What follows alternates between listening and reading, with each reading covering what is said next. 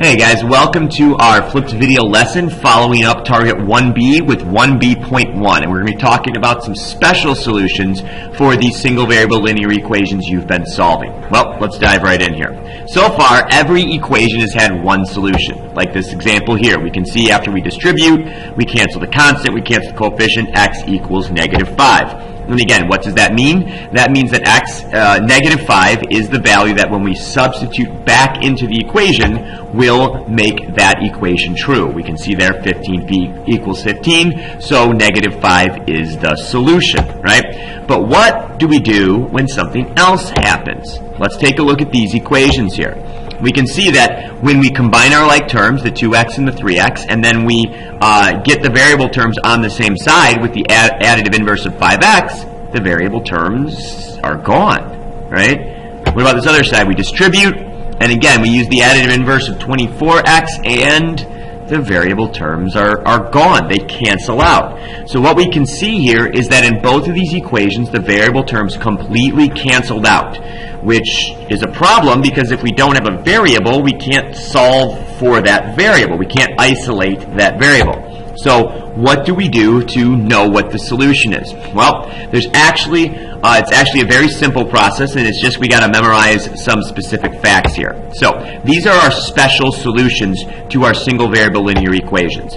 When the variable terms completely cancel out, they're gone, our solutions are either all real numbers, and this happens when the values that are left in our equation make the equation true.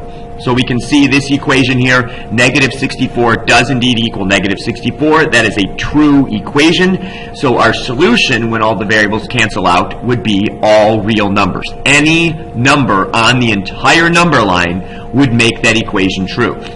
Or, if the numbers do not make a true equation, we can see here in this example, -20 is not equal to -9. That is a false statement.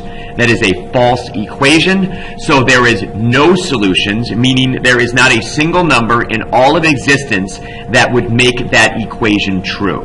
All right? So what does that mean? We kind of just talked about this, but here's an example. That if it's all real numbers, as we can see there, you can pick any value you want. Where we see the hashtag symbol, which was originally the number sign, right? That you can put it in anything you want, and the left-hand side will always equal the right-hand side. If there's no solution, it doesn't matter what number you choose. The left-hand side will never equal the right-hand side.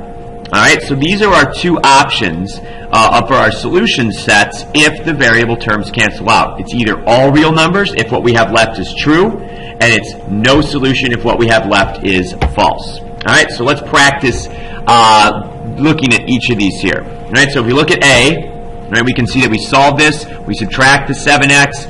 We add 13 to both sides. We divide by 2.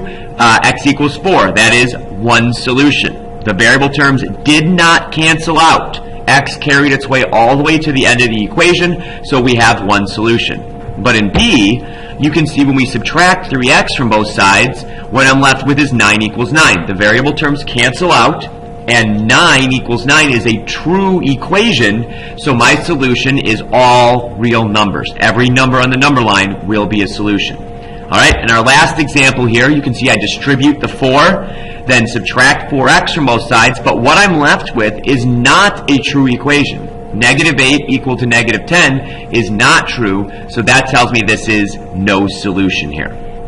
Alright, well, that pretty much brings us to the end of the video, and you can see, if you ever wondered what is at the end of a rainbow, apparently it's a 1984 Ford Explorer. A little bit disappointing, I know. I thought it'd be leprechauns in a pot of gold myself. But the gold was in the information you learned in this video.